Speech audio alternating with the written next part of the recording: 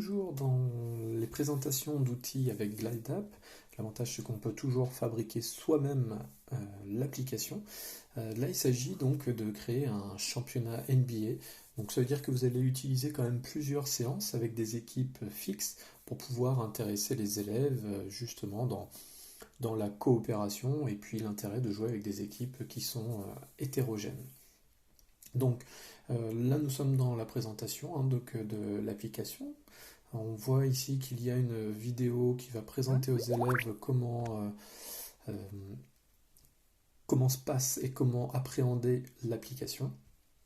Un petit descriptif qui indique qu'ils vont donc faire partie d'une franchise, donc c'est pour ça qu'on va aller directement dans les onglets. Donc le premier c'est l'accueil, le deuxième c'est la franchise, ensuite on va voir les cartes qu'on peut utiliser pour les matchs, les rencontres, les matchs, et puis les différentes récompenses. Donc là on retrouve différentes franchises de NBA, c'est en fait les équipes. Sur cette première franchise, les Lakers, on voit qu'il y a un petit stylo en haut, c'est ce qui va vous permettre de modifier par exemple les noms de l'effectif. Donc là on a l'effectif ici. On a le budget, sachant que le budget de départ c'est 100 millions de dollars.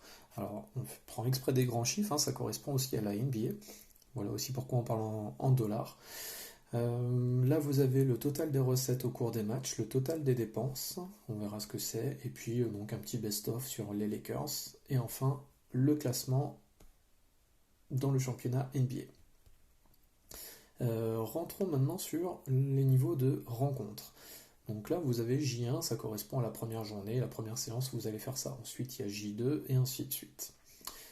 Lorsque je clique, tout est vide, il me suffit de cliquer sur le crayon pour rentrer donc une équipe. On va prendre les Raptors. Le score, donc ils ont gagné 9-8, donc on va prendre la deuxième équipe, on va dire les Spurs. On a dit 8. Est-ce qu'ils ont utilisé une carte? Alors pour le moment on va mettre aucune, puisqu'on n'a pas encore vu ce que c'était que les cartes, donc aucune carte. Et là je peux ensuite cliquer sur terminer.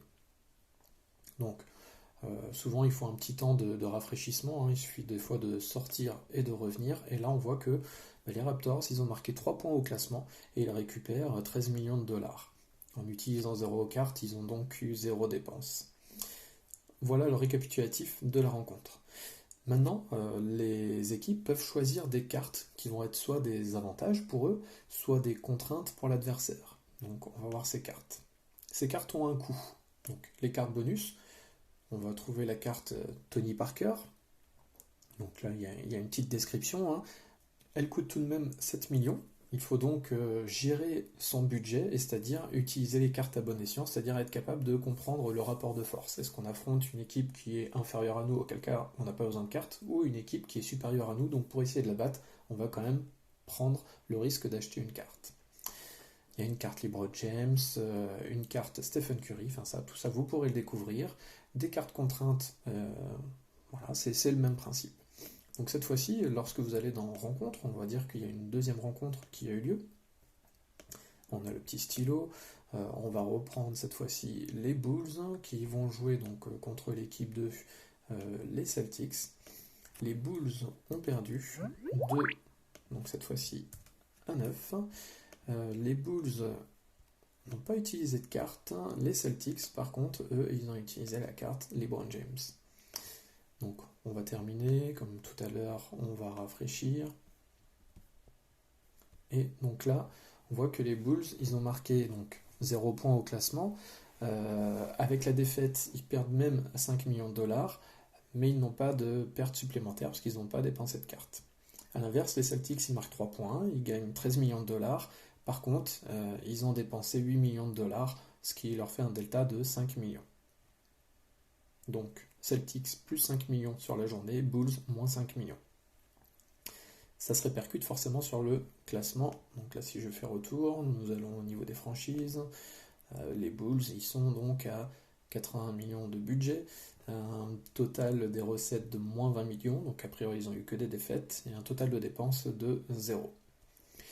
Ensuite, à l'issue d'une journée, on peut également attribuer des récompenses. Donc là, on va aller sur la journée 2.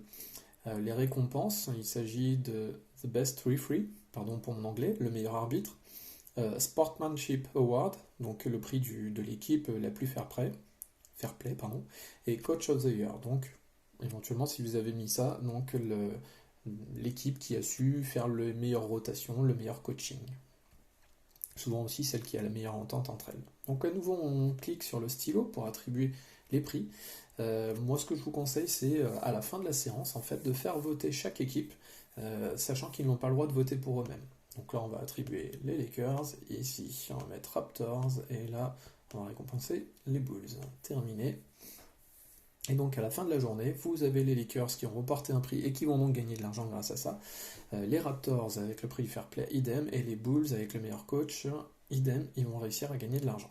Voilà, et tout ça va se répercuter sur le total donc, de la franchise.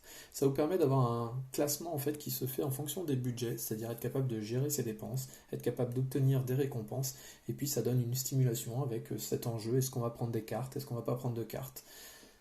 Je tiens également à remercier Malo Dago qui a énormément participé à la création de cette application. C'est même lui qui a eu le fond de l'idée. Donc voilà, merci à lui. Et puis en espérant que ça vous plaise, je vous souhaite une bonne journée et puis je vous dis à très bientôt.